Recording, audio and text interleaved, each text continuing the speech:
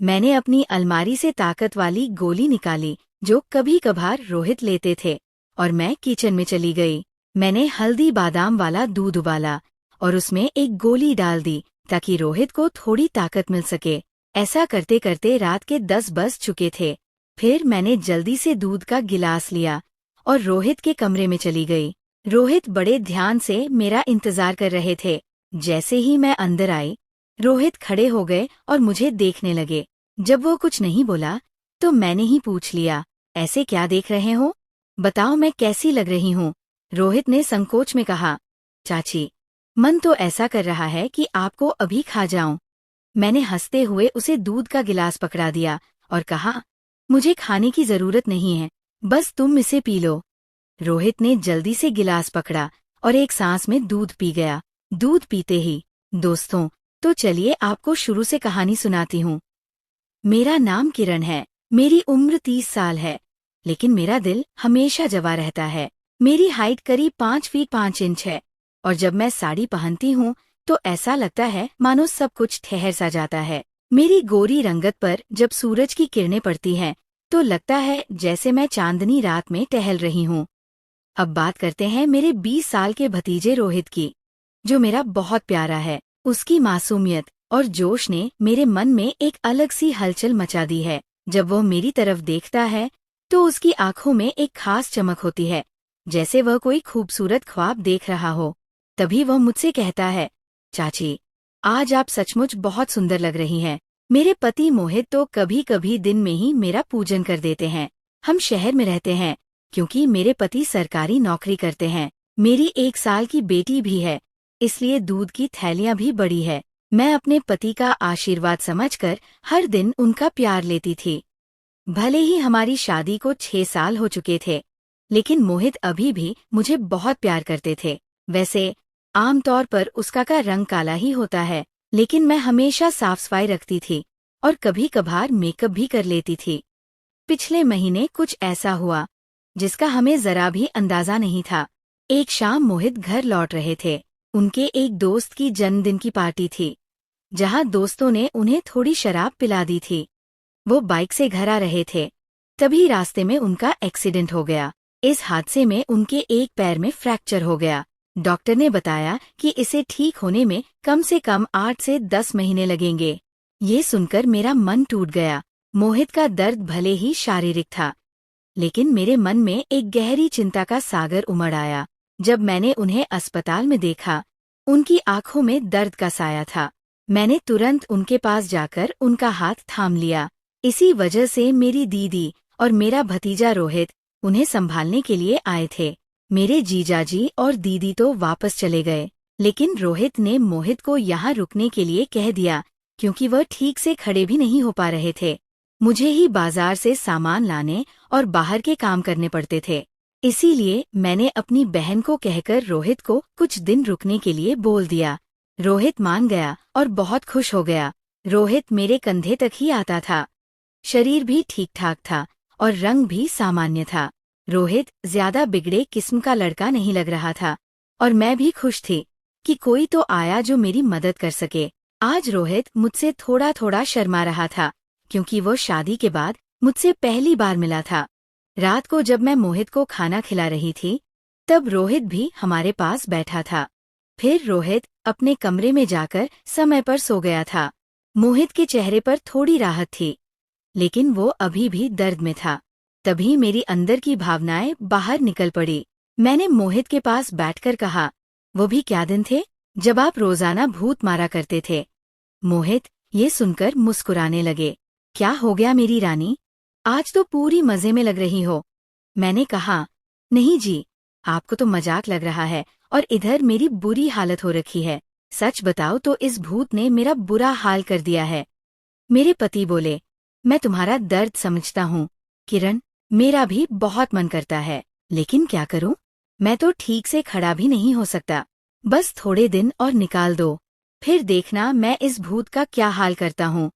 तभी मैंने कहा, थोड़े दिन नहीं, पूरे 8 महीने बाकी हैं प्लास्टर उतरने में, और मेरा तो 1 महीने में ही ये हाल हो गया। पता नहीं आगे के दिन कैसे कटेंगे। मेरे पति मेरी उदासी दूर करने के लिए बोले, चलो वो नहीं तो कम से कम दूध ही पिला दो, डॉक्टर ने भी कहा है। तभी मैंने हंसते हुए कहा, आपके नसीब में तो वो भी नहीं है क्योंकि आपकी बिटिया रानी ने पी लिया है। हम दोनों जोर जोर से हंसने लगे। मेरे पति मुझे खुश रखने की पूरी कोशिश करते थे, लेकिन मैं क्या करूं? सब बेकार था। थोड़ी देर बाद मोहित सो गए क्योंकि उनकी दवाइयों में नींद की गोलियां भी थी, लेकिन मुझे नींद कहाँ आ रही थी।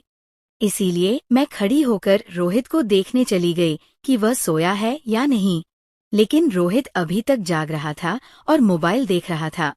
मैंने उसके कमरे में जाकर कहा, रोहित, 11 बज चुके हैं और तुम अभी तक नहीं सोए।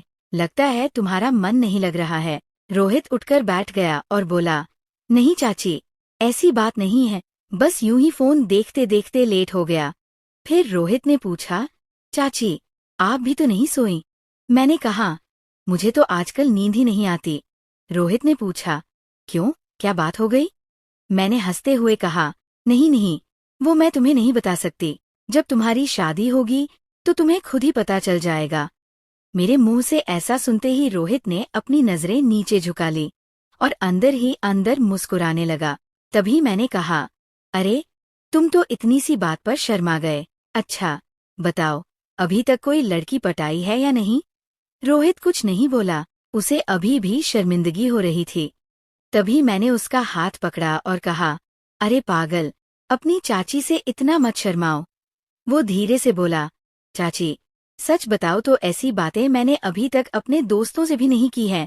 मैंने कहा, अच्छा, तो मुझे अपना दोस्त ही समझ लो ना, क्योंकि मुझे ऐसी बातें करने में बहुत मजा आता है। रोहित ने कहा, हाँ चाची, एक थी, लेकिन उसने अभी मेरे से दोस्ती तोड़ दी है। मैंने पूछा, तुमने उसकी पिटाई तो कर दी होगी ना? रोहित बोला, नहीं चाची, सच बताओ तो मैंने उसे ढंग से टच भी नहीं किया था। मैंने मुंह बनाते हुए कहा, तुम तो बड़े भोले हो। रोहित, चलो कोई बात नहीं, अब तुम मेरे पास आ गए हो तो मैं तुम्हें सब सिखा दूंगी। बातें करते करते मैं रोहित के कमरे में ही सो गई थी। सुबह जब मेरी आंखें खुलीं तो रोहित बेड पर बैठा हुआ मुझे ही निहार रहा था। मेरे उठते ही रोहित ने मुझे गुड मॉर्निंग बोला। जब मैंने पूछा, क्या देख रहे हो, तो वो बोला, चाची, आप सच में बहुत खूबसूरत हो। मैंने मुस्कुराते हुए कहा, अच्छा, तो अब तुम सुबह सुबह खूबसूरती का नजारा ले रहे हो और रात को तो बड़े शर्मा रहे थे। रोहित मुस्कुराकर पूछने लगा, चाची, आप बुरा न मानो तो एक बात पूछ सकता हूँ? मैंने कहा, अरे पागल, मैं क्यों बुरा मानूंगी, पूछो, क्या पूछना है? रोहित मुझसे कहने लगा, चाची, सच सच बताना, आप जो 2.5 किलो के वजन अपने पास लिए घूमती हो, आपको भारी नहीं लगता क्या? उसकी ये बात सुनकर मेरी हंसी छूट गई। इसके बाद रोहित मुझसे काफी खुल गया था और अब वह मुझसे ज्यादा शर्म नहीं करता था। इससे मैं भी बहुत खुश थी, क्योंकि अब मेरा भी समय अच्छे से कटने लगा था। रोहित को आए हुए 10 से 15 दिन बीत चुके थे और वह मुझसे काफी घुल मिल गया था। वो बाहर के सारे काम कर देता, बाजार से सामान ले आता और अपने चाचा मोहित को भी घुमा देता। मेरी तो बहुत सेवा करने लगा था। शाम को मेरा सिर भी दबा देता और कभी कभी मेरे शरीर को भी आराम देता। लेकिन मेरी फरमाइशें दिन ब दिन बढ़ रही थी और मेरे पति मोहित की हालत अब भी वैसी ही थी। अब सब कुछ मेरी बर्दाश्त के बाहर हो चुका था। मैंने सोचा कि अब तो रोहित ही है जो मेरी मदद कर सकता है। वैसे मेरे पड़ोस में भी 3 लड़के रहते थे जो स्टडी करते थे। वे भी मुझे देखते थे। जब भी मैं छत पर बाल सुखाने या कपड़े सुखाने जाती तो वे मुझे ही देखते। पहले तो मैंने सोचा कि उनमें से एक को पकड़ लूं ताकि कुछ समय के लिए काम चल जाए, लेकिन फिर मैंने सोचा कि मैं इस घर की इज्जत हूँ और कल को पता नहीं इनमें से कौन मुझे या मेरे पति मोहित को बदनाम कर दे। इसीलिए मैंने उन्हें भाव नहीं दिया। लेकिन रोहित तो घर का ही है, इसीलिए मैंने सोच लिया कि वही मेरी मदद कर सकता है। आज मैंने पक्का प्लान बना लिया कि आज रोहित से मदद ले ही लूंगी। उसके बाद मैं रसोई में खाना बनाने चली गई। जैसे ही रोहित नहाकर फ्रेश होने के बाद रसोई में आया, मैंने दूध निकालने का बहाना बना दिया। मैं रसोई में ही लोटे से दूध निकाल रही थी। मेरी बेटी अभी नानी के घर गई हुई थी, क्योंकि घर में उसे संभालने वाला कोई नहीं था, इसलिए अब बाकी का दूध निकालना पड़ता था और घर में मेरे पति और रोहित के अलावा कोई नहीं था, तो मुझे डर भी नहीं था। जैसे ही रोहित अंदर आया, वो मुझे देखकर एकदम घबरा गया और कहने लगा, सॉरी चाची, मुझे माफ कर दो, मैंने देखा नहीं, और बाहर जाने लगा। तभी मैंने उसे रोक लिया। अरे रोहित, क्या हुआ? कोई बात नहीं, अंदर आ जाओ। रोहित बोला, अरे चाची, ऐसे मैं अंदर कैसे आऊं? मैंने कहा, ऐसे वैसे मत करो और जल्दी से आकर मेरी मदद करो। रोहित का मन भी कर रहा था, लेकिन मैं उसकी चाची थी, इसलिए वो थोड़ा असहज महसूस कर रहा था। फिर मैंने उसे कहा, अरे, इतना क्या शर्मा रहे हो? अब जल्दी से आओ और मेरी मदद करो। धीरे धीरे रोहित रसोई में आ गया और पास आकर खड़ा हो गया। वह मुझे देखता ही रह गया। तभी मैंने कहा, ऐसे क्या घूर रहे हो? क्या तुमने आज तक नहीं देखा? रोहित बोला, माँ कसम चाची, मैं आपको बता नहीं सकता कि मुझे कैसा लग रहा है। बहुत ही अच्छा है चाची। मैंने कहा, तारीफें करना छोड़ो और यहाँ मेरी मदद करो। तभी रोहित बोला, चाची, मुझे नहीं आता, कैसे करना है? तो मैंने कहा, अरे बुद्धू, इसमें कुछ नहीं करना, ये लो, पकड़ो और बस धीरे धीरे निकालो। थोड़ी देर बाद जब रोहित के हाथ तेज होने लगे, तो मैंने सोचा कि अब मेरा आगे झुककर सही से काम करने का समय है। मगर जैसे ही मैं झुकने लगी, तो देखा कि रोहित का काम तो पहले ही खत्म हो चुका था।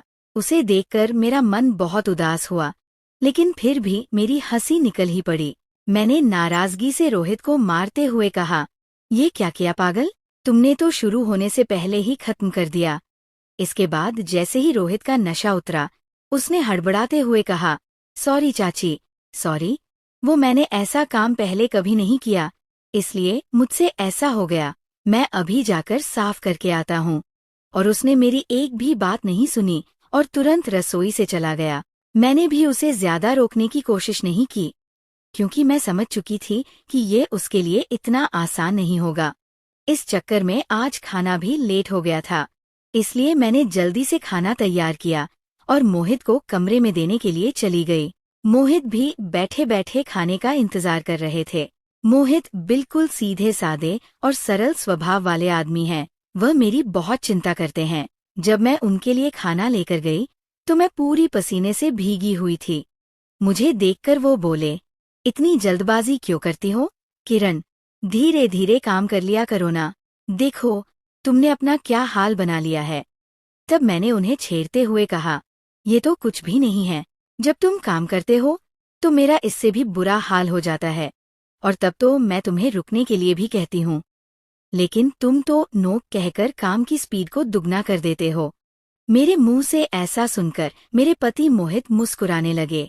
तुम भी ना किरण, कहा की बात कहाँ ले जाती हो। इसके बाद मोहित ने खाना खा लिया और मैंने उन्हें दवाई भी दे दी। दवाई लेने के बाद उन्हें नींद आ गई और वो आराम करने लगे। मैं भी काफी थक चुकी थी, इसलिए मैं नहा धोकर फ्रेश हो गई।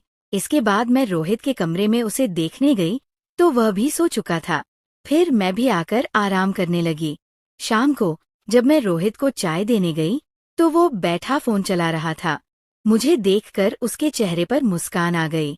मैं भी उसे देखकर हंसने लगी और मैंने उससे पूछ लिया, क्या बात है रोहित, आज तो तुम काफी ढीले ढाले से लग रहे हो।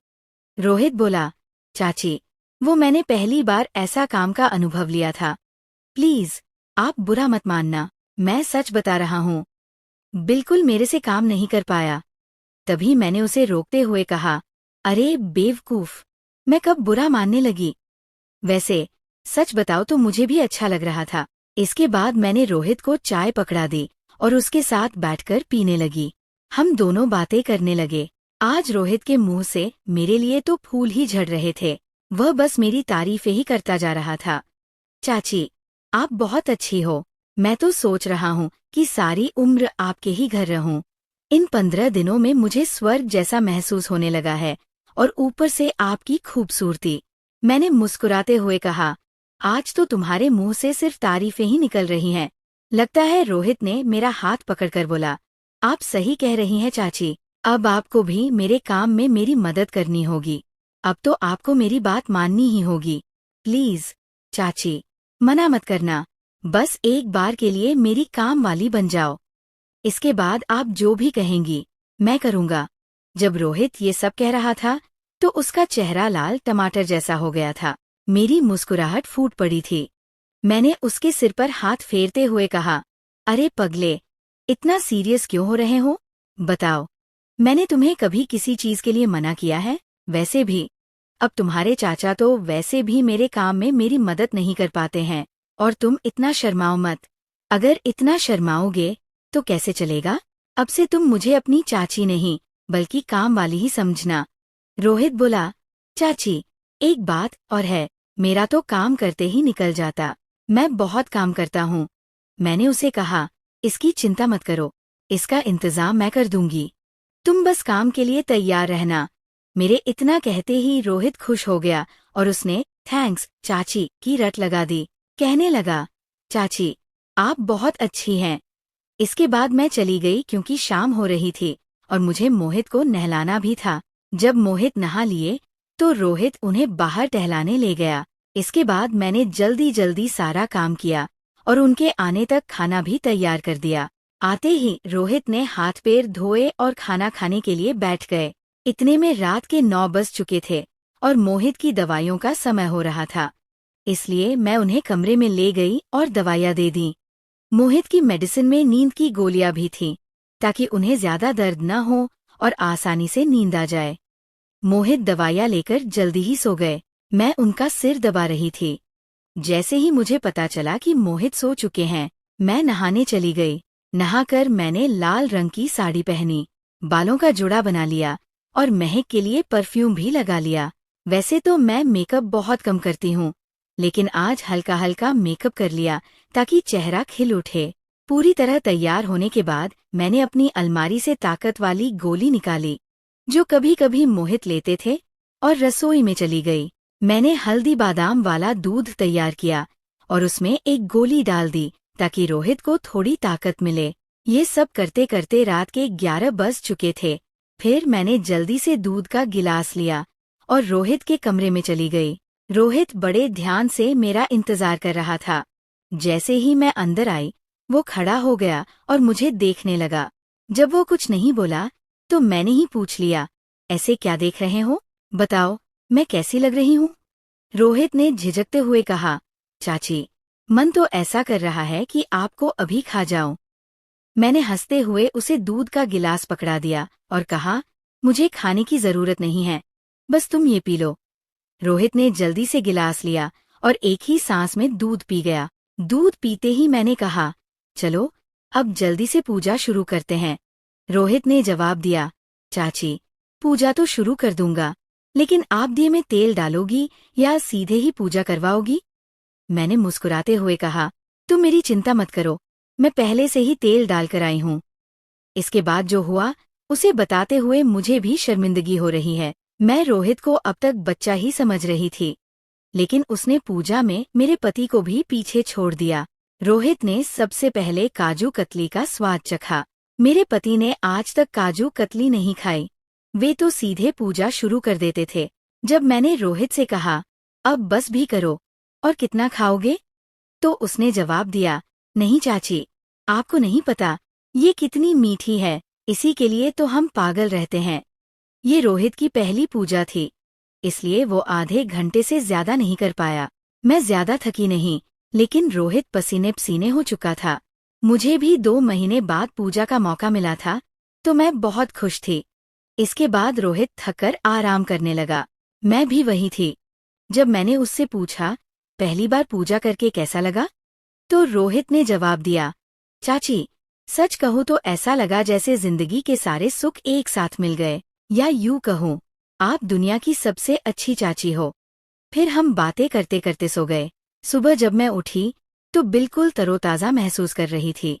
मैंने उठकर चाय नाश्ता बनाया और मोहित को दे दिया। इसके बाद मैं रोहित को चाय देने उसके कमरे में गई। वह भी उठ चुका था। चाय लेते हुए उसने मुझसे पूछा, चाची, मुझे डर लग रहा है, कहीं हमने कोई गलत पूजा तो नहीं कर ली? मुझे लगा कि शायद रोहित को पछतावा हो रहा है। मैंने उसे समझाते हुए कहा, रोहित, तुम ऐसा बिल्कुल मत सोचो। सच कहूँ तो ये मेरी मजबूरी थी। तुम्हारे चाचा 7-8 महीने तक ठीक नहीं हो सकते और मुझसे इतना इंतजार शायद ही हो पाता। तुमने पूजा में मेरी बहुत मदद की है, प्लीज तुम इतनी टेंशन मत लो। और हाँ, इस बारे में किसी से कुछ मत कहना। किरण ने अपनी कहानी सुनाते हुए बताया कि रोहित ने सर हिला दिया और बोला, चाची, अगर ये मेरी मजबूरी बन गई तो मैंने कहा, आ जाना फिर अपनी चाची के पास। मैंने कब तुम्हें मना किया है? इतना कहकर मैं मुस्कुराने लगी। रोहित फिर से मेरी तारीफ करने लगा। चाची, आपकी जितनी तारीफ की जाए उतनी कम है। पता नहीं मैंने पिछले जन्म में कौन से पुण्य किए थे जो मुझे आप जैसी चाची मिली। इसके बाद मेरे और रोहित के बीच गहरी दोस्ती हो गई। अब जब भी मेरा मन करता मैं रोहित से पूजन करवा लेती थी। इसी बीच रोहित के पापा ने फोन करके उसे घर बुलाया, लेकिन रोहित ने मना कर दिया। उधर मेरे पति मोहित भी अब चलने फिरने लगे थे, तो हम लोग बाजार घूमने जाने लगे। रोहित अब मेरी और भी ज्यादा देखभाल करने लगा था। शाम को जब मैं मोहित को सुलाकर रोहित के पास जाती तो वह मेरे पैर दबाता, कमर की मालिश करता और सिर भी दबाता। मैं रोहित से कहती, इतना काम करने की जरूरत नहीं है, लेकिन वो नहीं मानता और कहता, चुप रहो चाची, आप सारा दिन काम करती हो, इसीलिए थक जाती हो, इतना तो मुझे भी करने दो।